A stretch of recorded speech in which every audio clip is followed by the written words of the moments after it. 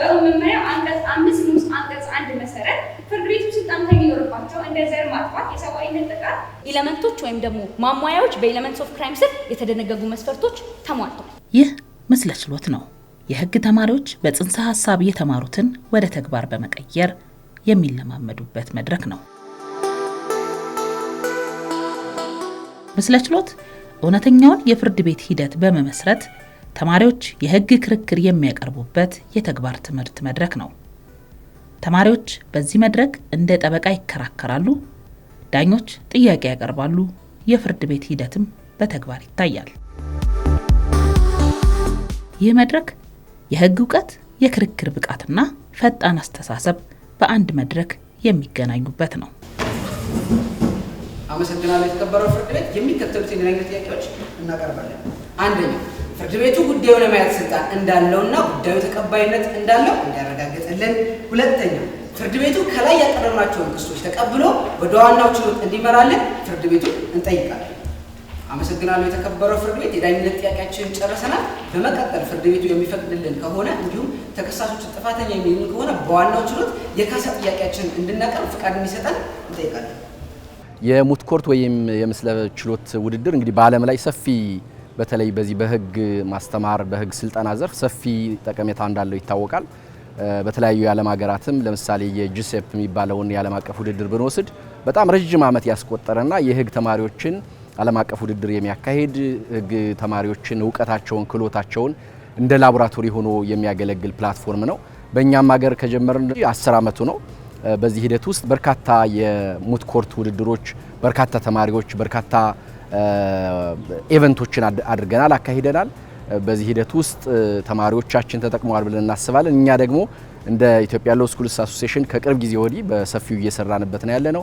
በትምህርት ቆይታቸው ቲዮሪቲካሊ ክላስ ውስጥ የሚማሩት እንደተጠበቀ ሆኖ ነገ ደግሞ ወጥተው ኤክስፒሪየንስ የሚያደርጉትን ያው በትምህርትም የስነ ስርዓት ይማራሉ፣ መሰረታዊ ህጎች ይማራሉ። እነዚህን ሁለቱንም ያካተተውን የተማሩትን ትምህርት ስኪል ኦሪየንትድ ስለሆነ አድቮኬሲ ስንል ለምሳሌ ቆሞ መከራከርን፣ ሀሳብ ማቅረብን፣ ዳኞችን ፐርሱዌድ ማድረግን ያካትታል። ያንን እንዲለማመዱት የሚያስችል አይነት ኢቨንት ነው። አካሄዱም ምናልባት አንዳንዴ ክላስ ውስጥም በቲም ኤቢ ምናም ተብለው እርስ በራሳቸው ለሁለትም ለሶስትም ሆነው ሊያደርጉት ይችላሉ። ከዚህም አልፎ ኢንተርባች ተብሎ ለምሳሌ የአንደኛ ዓመት ከሁለተኛ ዓመቶች፣ ሁለተኛ ዓመት ከአራተኛ ዓመቶች እንደዚህ እየተደረገ የሆነ ጭብጥ ይሰጣቸዋል። በዛች ጭብጥ ላይ በጣም አካዳሚክ በሆነ መንገድ የስነ ስርዓት ህጎቹን መሰረት ባደረገ መልኩ ልክ የፍርድ ቤቱን አምጥተው ያንኑ ይተውናሉ ማለት ነው። ምስለ ችሎት የተባለው የፍርድ ቤት ያለውን ነባራዊ ሁኔታ ቀጥታ እዚህ በማምጣት በምዕናባዊ ኬዞች እንዲከራከሩ እንዲሟገቱ ማድረጊያ መንገድ ነው። በምስለ ችሎት ተማሪዎች የሚተገብሩት የሚማሩትን ህግ መጥቀስ ብቻ ሳይሆን ማስረጃ ማቅረብ፣ መከራከር፣ ማሳመንና በጫና ውስጥ ማሰብንም ጭምር ነው። ተወዳዳሪ ተማሪዎች በአንድ በኩል የከሳሽ ወገን በሌላ በኩል የተከሳሽ ወገንን ይዘው የተለያዩ ኬዞች የተለያዩ አርጊውመንቶች እያመጡ በሚሰጣቸው በእውነት ላይ የተመሰረቱ ሆነው ግን እውነተኛ ያልሆኑ ፋክቶችን እነሱን ይዘው የሚከራከሩበት ነው። ራሳቸውን ሙሉ ለሙሉ እንደ ጠበቃ ወይም ራሳቸውን ሙሉ ለሙሉ እንደ አቃቢ ህግ ቆጥረው ተከሳሾቹ በሌሉበት ሁኔታ እነሱ እነዛን ወገን ወክለው የሚከራከሩበት ነው። 145 ቁጥር 2 የሮማ 2 መሰረት ህጋዊ የቅጣት ማቅለያ መሰረት በማድረግ እነዚህ እርምጃዎች የጸረ አመጽ ወይም ካውንተር ኢንሰርጀንሲ እንጂ ሆን ተብሎ ሲቪሊያኖችን ለማጥፋት ተብሎ የተደረገ አይደለም። በዩኒቨርሲቲዎች የሚማሩ የህግ ተማሪዎች ላለፉት 9 ዓመታት ይህንን የምስለ ችሎት ውድድር ሲያከናውኑ ቆይተዋል። ዘንድሮም ለ10ኛ ጊዜ ይህ ውድድር በአርባ ምንጭ ዩኒቨርሲቲ ተካሂዷል። በየዓመቱ የሚደረጉ ውድድሮች የተለያዩ ርዕሰ ጉዳዮችን የሚመዙ ናቸው። የዘንድሮ የመወዳደሪያ ርዕሰ ጉዳይ ደግሞ የሽግግር ፍትህ ነው። ተከሳሾች የጋራ እቅዳችን ሰላም ማስከበር ነው ቢሉ በኦንጎይን የይግባኝ ውሳኔ ቁጥር 2686 ላይ እቅድ ሲተገበር ወንጀል መፈጸሙ የማይቀር መሆኑን እያወቁ ዝም ብሎ መቀጠል ሩል ኦፍ ፕሮሲጀር የምንለው ዋና ውድድሩ የሚመራበት ህገ ደንብ መጽደቅ ነበረበት። የኢትዮጵያ ህግ ትምህርት ቤቶች ኮንሰርቲየም ካጸደቀው በኋላ ኮል ወጥቷል። ወይም ዩኒቨርሲቲዎች እንዲወዳደሩ ኢንቫይት ተደርገዋል። የዘንድሮ ዓመት ርዕሰ ጉዳይ ሀገራችንም እየሄደችበት ካለው ሁኔታ አንጻር የሽግግር ፍትህ ላይ እንዲያተኩር አድርገናል። በዚህ ሂደት ዩኒቨርሲቲዎች ከተጋበዙ በኋላ በርካታ ዩኒቨርሲቲዎች በዚህ ዓመት አመልክተዋል። ሚሞሪያል እንለዋለን እኛ የጽሁፍ ውድድር ነው። ስለዚህ ጽሁፎቻቸውን የጉዳዩ ላይ ያለውን የሚያጠነጥነውን የተሰጣቸውን ኬዝ ወይም ጉዳይ ጽፈው ያመለክታሉ። ጽሁፉ እኛ በጣም አሉ በሚባሉ ባለሙያዎች እንዲታረምና እንዲታይ ኢቫሉዌት እንዲደረግ እናደርጋለን። በዛ ሂደት ውስጥ ያላለፉ ዩኒቨርሲቲዎች ይለያሉ፣ ያለፉ ዩኒቨርሲቲዎች ይለያሉ። ለዋናው ውድድር በአካል ለሚካሄደው ክርክርና ውድድር 12 ዩኒቨርሲቲዎች ይመጣሉ። ከ12ቱ ውስጥ የተመረጡ ዩኒቨርሲቲዎች ናቸው አሁን ለፋይናል ውድድር የደረሱት ማለት ነው። በተለያዩ የትምህርት ዘርፎች ላይ ይካሄዳል። አሁን እዚህ አርባ ምንጭ ላይ ያካሄድን ያለ ነው። አሁን ሀገሪቷ ላይ በጣም ኢምፖርታንት የሆነው የትራንዚሽናል ጀስቲስ ወይም የሽግግር ፍትህ ላይ በተመሰረተ ነው። ግን ሌሎች ሙት ኮርቶች ስለ በመሬት ጉዳይ ላይ የሚካሄዱ አሉ፣ በሰብአዊ መብቶች ላይ የሚካሄዱ አሉ፣ ወይም በሰብአዊነት ህግ የምንለው ኢንተርናሽናል ሁማኒቴሪያን ሎ በጦርነት ጊዜ በሚፈጸሙ ጉዳዮች ላይ የሚካሄዱ አሉ። እዚህ ሀገር ላይ የሚዘጋጁ በዓለም አቀፍ ደረጃ በተለያዩ ዘርፎች ላይ የሚካሄዱ አሉ። ይሄ ተማሪዎቹ ትምህርት ቤት እያሉ ከ30 በላይ ኮርሶችን ይወስዳሉ። እነሱን ኮርሶች ወደ እውነታው ዓለም ወደ ሪል ላይፍ የሚተረጉሙባቸው መድረኮች ናቸው።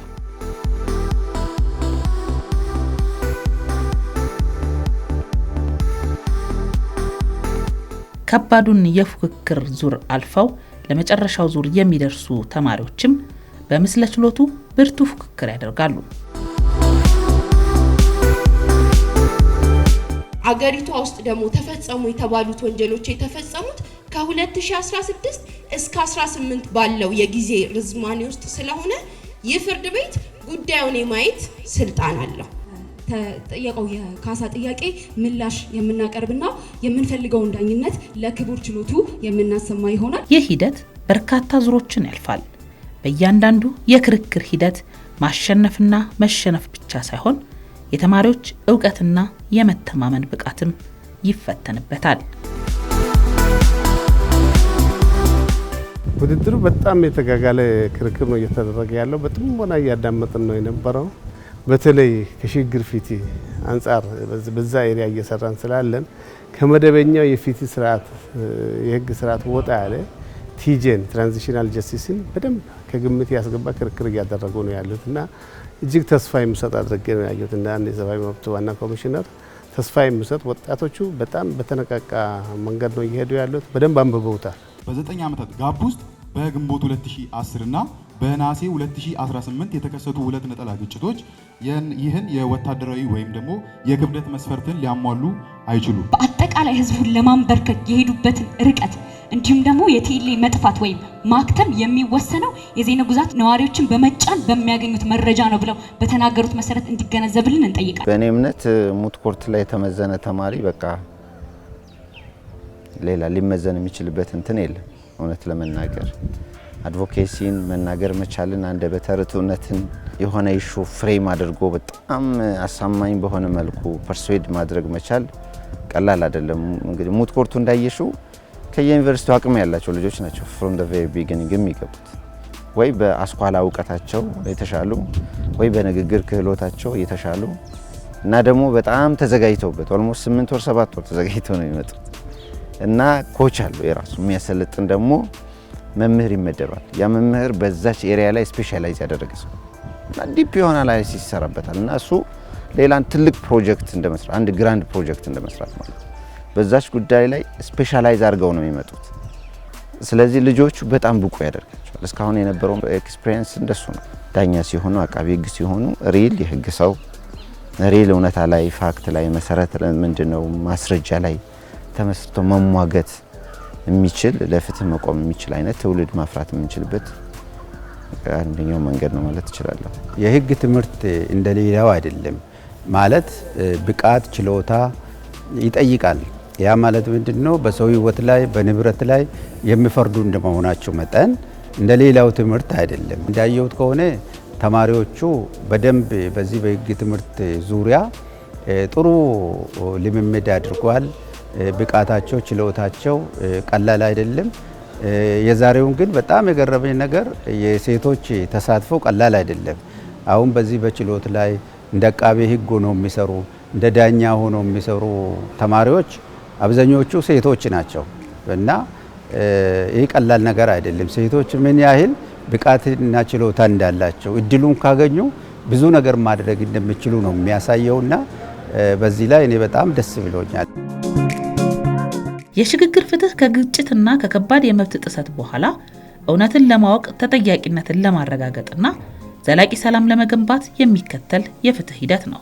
በኢትዮጵያም ይህ ጉዳይ በብዙ ውይይቶች ሂደት ላይ የሚገኝ ብሔራዊ አጀንዳ ሆኗል። የህግ ተማሪዎች እንደመሆናችሁ መጠን የሽግግር ፍትሁ ደግሞ ከዚህ ቀደም አዋጅ ወጥቷል። ከዛ በኋላ በየደረጃው ውይይቶችም ሲደረጉ ቆይተዋል።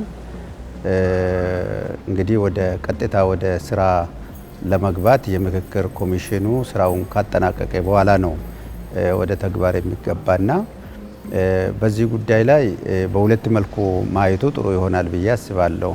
አንደኛ የዚህ የሽግግር ፍትህን በሚመለከት የመጀመሪያው አዌርነስ የመፍጠር ነው። ማለት በየደረጃው ሰው ግንዛቤ እንዲኖረው የማድረግ ጉዳይ ነው። ያ ማለት ምንድነው? በሌሎች አገሮች የሽግግር ፍትህ ተካሂዷል። አንዳንድ ሀገሮች ስኬታማ ሆነዋል። አንዳንድ ሀገሮች ደግሞ ስኬታማ ያልሆኑበት ሁኔታ አለ።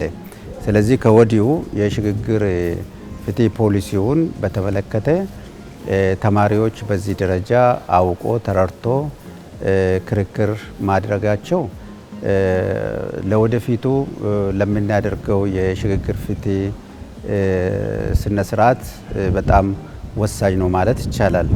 ያ ማለት ምንድነው? ወደ ዋናው ስራ በሚገባበት ጊዜ በተለያየ ደረጃ ጉዳዩ መታየትም ስላለበት በአንዳንድ ጉዳዮች ላይ ከወዲሁ ግልጽነት የመፍጠር የሽግግር ፍትህ ፖሊሲ ውጤቱ ወዴት ነው? ለምሳሌ አሁን ፍርድ ቤቶች ያኔ ልዩ ፍርድ ቤት በሚቋቋምበት ጊዜ ምን አይነት ስራ ነው የሚሰሩት የሚለውን ከወዲሁ እውቀት ለመፍጠር ታስቦ የተዘጋጀ ነው። ተማሪዎች ደግሞ ዛሬ ተማሪ የሆኑ ነገ ደግሞ ተቀጥሮ በዚህ ጉዳይ ላይ የሚሰሩ እንደመሆናቸው መጠን በዚህ ደረጃ ራሳቸውን ማዘጋጀታቸው የሽግግር ፍትህ ምን እንደሆነ መረዳት ራሱ ቀላል አይደለም እና ከዚህ አንጻር እንዲመረጥ ተደርጎ ነው ዛሬ በዚህ መልኩ እንዲካሄድ የተደረገው። በዶሎ የህግ ማዕቀፍ የጦር ወንጀል መነሻ ቅጣት እንዲያብራሩልኝ በግልጽ ጠይቃለሁ። የፕሮሲኪዩት የተደረጉት በሮም ስታቹ እንደሆነ በግልጽ ያስቀምጣል። በዶሎ ሳይሆን የሮም ስታቹትን በማስቀመጥ የሮም ስታቹት ደግሞ ከፍተኛውን 30 እንጂ ሚኒመሙን አያስቀምጥም። ቅድም ለማለት እንደፈለኩት ደግሞ የነበረው ሂደት የሽግግር ፍትህ ሂደት ነው። የሽግግር ፍትህ ሂደት ደግሞ አልተርኔቲቭ ሴንቴንሶችን ወይም የአማራጭ ቅጣቶችን ነው የሚጠቀመው። በመደበኛው ስርዓት ጋር ልናያይዘው አንችልም። ዶሎም የተጠቀመችው የሽግግር ፍትህ ሂደት ባስቀመጠው በአልተርኔቲቭ ሴንቴንስ ነው። ለዚህም ደግሞ ማስረጃ እንዲሆን እንደ ኮሎምቢያ ያሉ በጣም ታዋቂ የሆኑ የሽግግር ውጤታማ የሆኑ ሀገራቶችን ብንጠቀም ከ5 እስከ 8 ሚሁል የነፃነት ገደብ ብቻ አስቀምጠው ተጠያቂነትን ስላሰፈነ ውጤታማ ነው ተብለዋል። በሽግግር ሂደት ውስጥ ሰብአዊ መብት ዋና መሰረት ነው። የተጎዱት ድምጽ እንዲሰማ፣ ክብራቸው እንዲጠበቅና ፍትህ እንዲረጋገጥ የሰብአዊ መብት መከበር ወሳኝ ነው። የነገ የህግ ባለሙያዎች የሆኑት እነዚህ ተማሪዎች በዚህ የምስለ ችሎት የህግ መርሆችን ከሰብአዊ መብትና ከሽግግር ፍትህ ጋር በማያያዝ በተግባር መፎካከራቸው ፍትህን በጥልቅ እንዲረዱና በሀገራቸው የፍትህ ሂደት ላይ በእውቀት ላይ መሳተፍ እንዲችሉ ይረዳቸዋል። የእርሻ ማሳን ማውደም ግን እንደ ኢኮኖሚያዊ ምንጭ እንደማድረግ ተጠቅመው የሚያመጣውን ሰብአዊ ቀውስ ሳይረዱ ወታደራዊ ዓላማ ብቻ በሚል የእርሻ ቦታዎችን ማውደም እንደ ስልታዊ መንገድ ተጠቅመውታል እላለሁ። አመሰግናለሁ። የተከበረው ፍርድ ቤት የሽግግር ፍትህ በጣም ወሳኝ ነው። ከመደበኛው የፍትህ ስርዓት ወጣ ያለ በዋነኝነት እውነትን፣ ሀቅን ማፈላለግ፣ ተጎጂዎችን አይደንቲፋይ ማድረግ፣ እነዚህ ተጎጂዎች ደግሞ በተገቢው መንገድ እንዲካሱ የነበራቸው ክብር ወደ ቦታው እንዲመለስ የማድረግ ስራ ነው የሚሰራው። ይሄ በህግም በፍርድ ቤት ደረጃም ከፍርድ ቤት ውጭም በሚደረጉ የማህበረሰብ ምክክሮች፣ ውይይቶች የሚሰሩ በርካታ ስራዎች አሉ። እውነትን ማፈላለግ፣ እውነቱ ደግሞ ከታወቀ በኋላ የይቅርታ አሰጣጥ፣ የምህረት አሰጣጥ ሁኔታዎች በሙሉ አሉ። ስለዚህ የሀገራትን ተሞክሮ በምናይበት ጊዜ በግጭት አውድ ያለፉ ሀገሮች በዋነኝነት የሽግግር ፍትህ ስርዓትን ይዘረጋሉ። ያ ደግሞ መቻቻልን፣ እርቅን፣ ይቅርታን ስለሚያመጣ ተመራጭ የፍትህ ስርዓት አድርገን ነው የምናየው። ለዚህ ኢሰመኮ ሰፊ ገዛ ያደርጋል። በቅርቡ ነው የምንከታተለው። በርካታ ባለድርሻ አካላት ቢኖሩም እኛ ስልጠናዎችን በማመቻቸት የተለያዩ ምርምሮችን በማድረግ ከዓለም አቀፍ ተቋማት ጋር አብረን በመስራት ልምዱን ወደ ኢትዮጵያ ከማምጣት አንጻር በርካታ ስራዎች እየሰራ ነው ያለ ነው። ይህ የሽግግር ፍትህ በአግባቡ በስራ ላይ ተተግብሮ ወደ ማጠቃለያው ምዕራፍ ከደረስን በዚች ሀገር ልማት ላይ፣ ሰላም ላይ እና ዲሞክራሲ ላይ የራሱ አስተዋጽኦ ያበረክታል የሚል እምነት ነው ያለኝ። የሽግግር ፍትህ ላይ በደንብ እውቀት እንዲኖረኝ አድርጓል። ምክንያቱም ወረቀት መጻፍ ነበረ፣ ከዛ ደግሞ ለቃል ክርክሩ መዘጋጀት ነበር። የሀገር ውስጥ የህግ ማዕቀፎች፣ ዓለም አቀፍ የህግ ማዕቀፎችን እንድናይ እድል ሰጥቶን ነበርና ለኔ ፐርሰናሊ የበለጠ ዲፕ ኖሌጅ እንዲኖረኝ አድርጓል። ብዙ ነገሮችን እንደ ህግ ተማሪነታችን ህግ እንደሚታወቀው ብዙ ነገሮችን ሪፈር እናደርጋለን። የተለያዩ አዲስ የሚወጡ ህጎች አሉ። በተለይ ደግሞ በእኛ ህግ አንድ የተቀመጠ ህግ የለምና ሁሌ አዳዲስ ስፔሻሊ ፕሬሲደንት የሚባሉ ነገሮች አሉና እሱን በደንብ ሪፈር ማድረግ ሰርች ማድረግ እንዳለብን አዲስ የሚወጡ አፕዴቶችን ማየት እንዳለብን ተምሬያለሁ፣ አይቻለሁ። ጥሩ ነበር። የሚሊተሪ ኔሴሲቲ ከኮሌክቲቭ ፓኒሽመንት ምንለየው መስመሩ ምኑ ጋር ነው? በመጀመሪያ ሚሊተሪ ኦብጀክቲቭ ሀገራት በነበሩበት የአስቸኳይ ጊዜ አዋጅና በረብሻ ወቅት ሰላምን ለማስጠበቅ የሚወሰዱ እርምጃዎች የሀገርን ሰላምን ያስቀደመ ድርጊቶች ናቸው። በያዝነውም ጉዳይ አንድ ግለሰብ ከጥርጣሬ ነው የሚጀምረው። ምርመራ ለመጀመር ስንል ተጠርጣሪ በህግ ስር ሆኖ ምርመራ ይደረግበታል። ይህም በህጉ ዘንድ የተፈቀደ ነው። በዜኑ ፕሮቪንስ የነበሩት የቲኤልኤ ደጋፊዎች ናቸው ተብለው የተጠረጠሩ ሰዎች ናቸው እንጂ የተያዙት በንጹሃን ላይ ያነጣጠረ ወይም ደግሞ ጥፋት አጥፍተዋል ተብሎ ቅጣት ለመስጠት የተቀመጠ ማስረጃ ወይም ደግሞ እውነታ የለም። በምስለ ችሎት የሚያገኙት ተሞክሮም ህጋዊ ክርክርን ከመማር በላይ ችግሮችን በህጋዊ መንገድ መፍታትን ይማሩበታል። ይህም የነገ የሀገር ተረካቢ የሆኑት እነዚህ ተማሪዎች በሀገር ግንባታ ውስጥ ህግን የሚያከብሩ፣ መብትን የሚጠብቁና ለእውነት የሚቆሙ ዜጋ እንዲሆኑ ያስችላቸዋል። ተማሪዎቹ አንዱን ወገን ይዘው ሲከራከሩና ሌላኛውን ወገን ይዘው ሲከራከሩ የእውቀታቸውን ስፋት ማሳያ ነው። ይሄ የሀገሪቷን ህጎች ብቻ ሳይሆን የዓለም አቀፍ ህጎችን የሀገሪቷ ፍርድ ቤት የሰጧቸውን ዳኝነቶች ብቻ ሳይሆን ዓለም አቀፍ ፍርድ ቤቶችን የሰጧቸውን ዳኝነት ራሱ እንዴት ያህል አገላብጠው እንዳነበቡ ማሳያ ነው። እኛ እንዳልሹ የምንፈልገው ነገር ህጉን የሚያውቅ ያሉትን ህጎች የሚያውቅ ህጎቹን ደግሞ ለማስከበር የሚጥር ትውልድ ለመፍጠር ከምንሞክረው አንጻር ይሄ በጣም ትልቅ የሰክሰስ ምንጭ ነው። ዋናው ደግሞ የምስለ ችሎቱ ፕሮግራም ማንጎበዝ ነው ማንጎበዝ አይደለም የሚለውን ለማሳየት አይደለም። ተማሪዎች የመማር እድሉን በተለይ ኢንደፕስ ገብተው የመማር እድሉን እንዲያገኙ ማድረግ ነው። በዚህ መሰረት ደግሞ አብሶሉትሊ ሰክሰስፉል ነው ማለት ትችላለሁ። እኛ የህግ ተማሪ እንደመሆናችን መጠን ሌሎች የትምህርት ክፍሎች እንዳሉት ፕራክቲስ እንደሚወጡት ለኛ ደግሞ ዋናው ላቦራቶሪያችን ሙት ኮርት ነውና ያለንን ስኪል ያለንን አርጊመንት እንዴት እንደምናቀርብ እንዴት ሰርች እንደምናደርግ ያሉትን ኬዞች አገናኝተን እንዴት እንደምናወራ የምናውቅበት ሂደት ነውና በጣም ጥሩ ነበር። ያለንን ስኪል እንደ ህግ ተማሪ ከቲዮሪ ባለፈ ፕራክቲሱ ምን ይመስላል የሚለውን እንድናይ ረድቶናልና ጥሩ ልምድ ነው። ስፔሻሊ ለህግ ተማሪዎች በጣም ጥሩ ኦፖርቹኒቲ ነው እና ደስ ብሎኛል። ከዳኞች የሚነሱ ጥያቄዎች በብዙ አቅጣጫ እንድናይ ያደርጋሉ። ጥያቄውን ቀጥታ መመለስ ሳይሆን ጥያቄያችንን በምንመልስበት ጊዜ ከግምት ውስጥ ማስገባት የነበረብን ነገሮች ነበሩ። ከዛ ደግሞ የተቃራኒ ቡድኖችም ያው አንድ አይነት የሆነ ምናባዊ ክስ ስለሆነ የተሰጠን ያው እነሱም የሚያነሱት አለ እናውቀዋለን። ይሄን ያነሱት አለ አያነሱትም በሚል በፍርሃት ነበር፣ ግን በጣም ቆንጆ ነበር።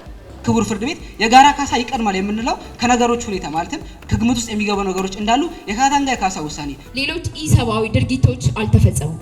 የተከበረው ችሎት በቅድሚያ ልብ ልንል የሚገባው ተፈጸሙ የተባሉት ጥቃቶች በንጹሃን ላይ ያነጣጠሩ አልነበሩም። የነገ ዳኞች ናቸው፣ የነገ አቃቢ ህጎች የነገ በሌላ ዘርፍ የሚሰማሩ ሰዎች ናቸው።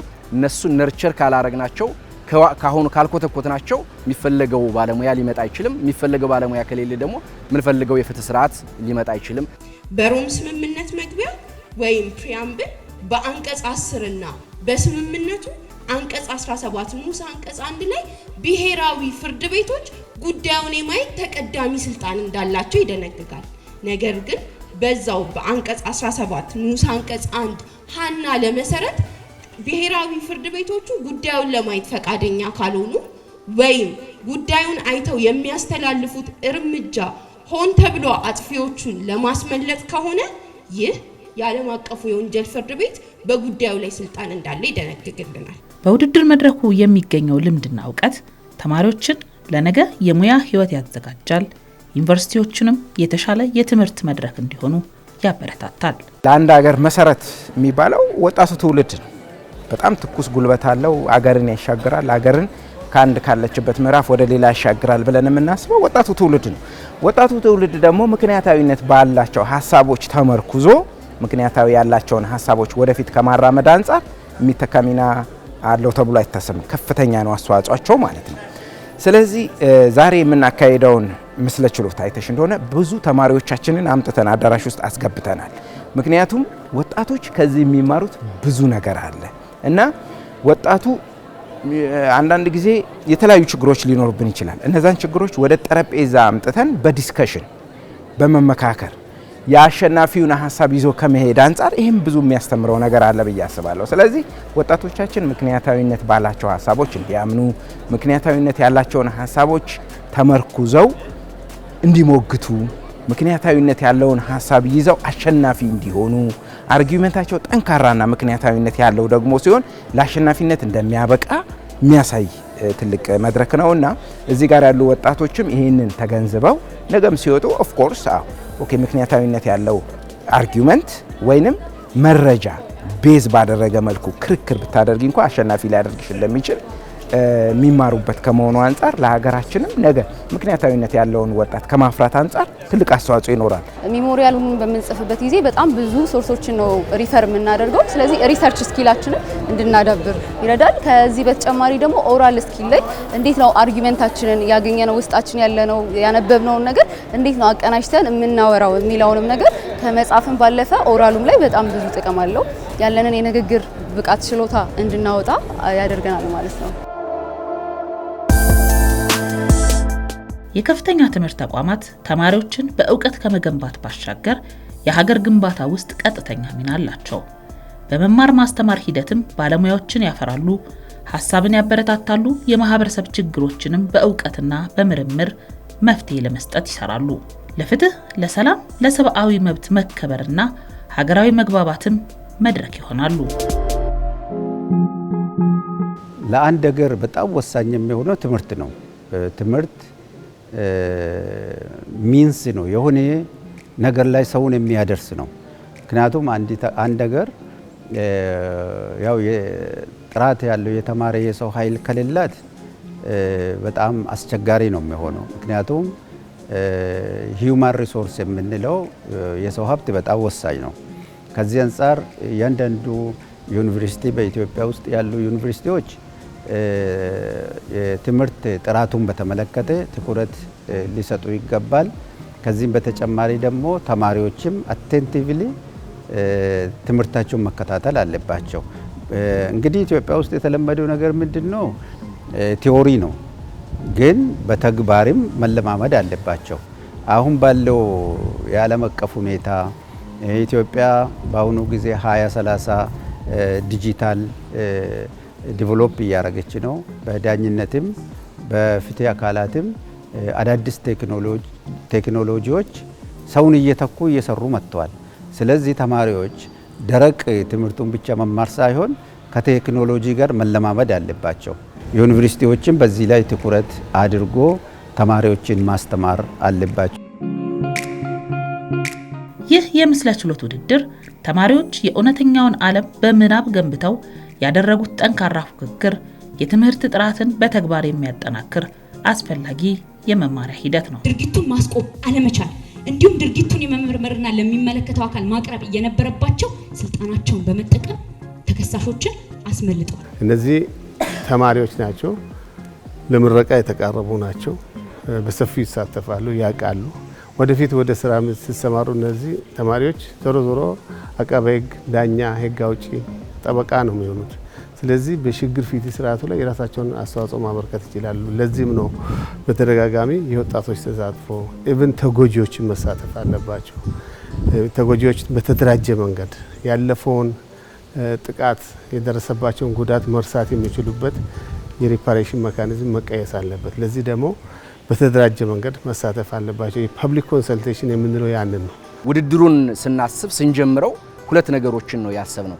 አንደኛው የህግ ተማሪዎችን እንግዲህ እንደምታውቂው የህግ ተማሪዎች የነገ ዳኞች፣ የነገ አቃቤ ህጎች፣ የነገ በፍትህ ስርዓት ውስጥ ኪ ፕሌየርስ ወይም ዋነኛ ተዋናዮች ናቸው። እነዚህ የሚወጡ አካላት እንደሚታወቀው እኛ ሀገር የፍትህ ስርዓቱ ችግሮች፣ ጉድለቶች አሉበት ይባላል። የህግ ጉድለቶች አሉበት ሲባል ኢቲክስ ያለው ስነ ምግባር ያለው በቂ ክህሎት ያለው እና በቂ እውቀት ያለው ባለሙያ የለም ማለት ነው። ስለዚህ በቂ እውቀት ኖሯቸው በቂ ክህሎት በቂ ስነ ምግባር ኖሯቸው እንዲወጡ የህግ ትምህርት ላይ የምንሰራው ስራ በጣም መሰረታዊ ጠቀሜታ አለው። ስለዚህ እነዚህን በማሟላት በኩል የሙት ኮርት ውድድር ተማሪዎቻችን የህግ ተማሪዎች የመከራከር ክህሎታቸውን የሚያዳብሩበት፣ እውቀታቸውን የሚፈትሹበት፣ ድፍረትንና ጉዳይን እንዴት ሎጂካሊ አርጊው ማድረግ እንደሚቻል ምስለ ችሎት ነው ስሙን እንደምታስተውዩና ምስለ ችሎት ማለት አዚፍ ወይም ተማሪዎች ችሎት ላይ እንዳሉ ሆነው ጉዳዩ ተሰጧቸው ክርክር የሚያሳዩበት ኃላፊነት ያለው ትምህርት ነው። ወተን የምንፈርደውም ጠበቃም የምንሆነው ለሰው ህይወት ነው። ስለዚህ በደንብ በሚገባ ትኩረት አድርጌ አቴንቲቭሊ ሰርች ማድረግ ያለብኝ ነገር እንዳደርግ መገንዘብ ያለብኝን በበቂ ሁኔታ መገንዘብ እንድችል መማር እንድችል በደንብ ደግሞ ዲጋውት ማድረግ እንድችል ረድቶኛልና ጥሩ ኤክስፒሪየንስ ነው የሆነልኝ። የሀገር ግንባታ መሰረት ከሚያደርጋቸው ጉዳዮች መካከል የህግ የበላይነት፣ የመብት ጥበቃና ብሔራዊ መግባባት ዋነኞቹ ናቸው። በዚህ ሂደት የህግ ተማሪዎች ያላቸው ሚና ትልቅ ነው። ተማሪዎቹ ህግን ከመማር በተጨማሪ ፍትህን ይረዳሉ፣ ህጋዊ ኃላፊነትንም ይገነዘባሉ። በዩኒቨርሲቲ ቆይታቸው የተማሩት ዕውቀትና ልምድ ነገ በፍትህ ተቋማት ወይም በማህበረሰብ ውስጥ የሚያገለግሉበት ነው።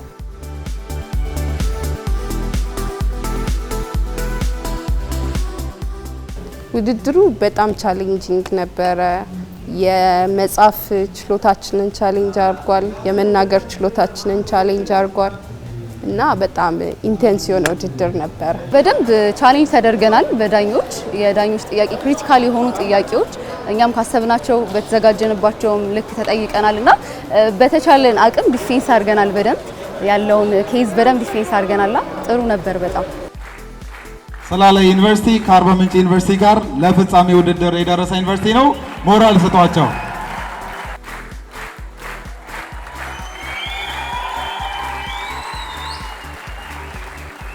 በሁለተኛውም የሽልማት ዘርፍ ቤስት ፊሜል ኦራተር ራሷ ምሳሌ ሰለሞን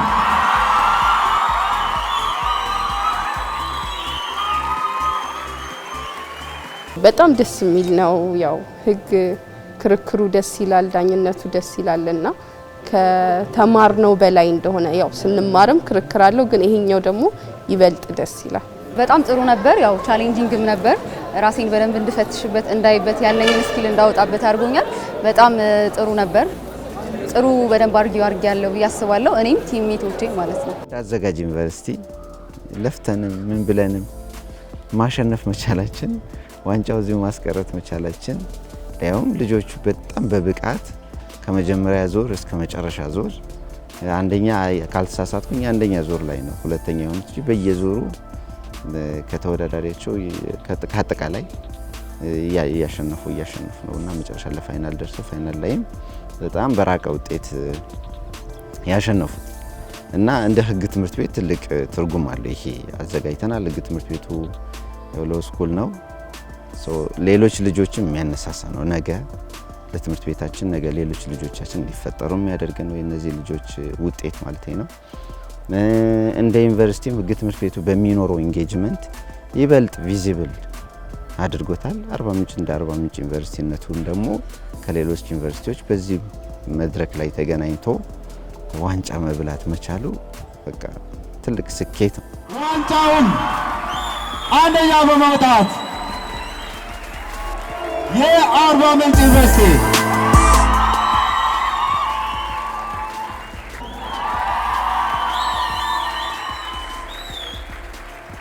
የአርባ ምንጭ ዩኒቨርሲቲ ውድድሩን አዘጋጅቼ ዋንጫውን አልክም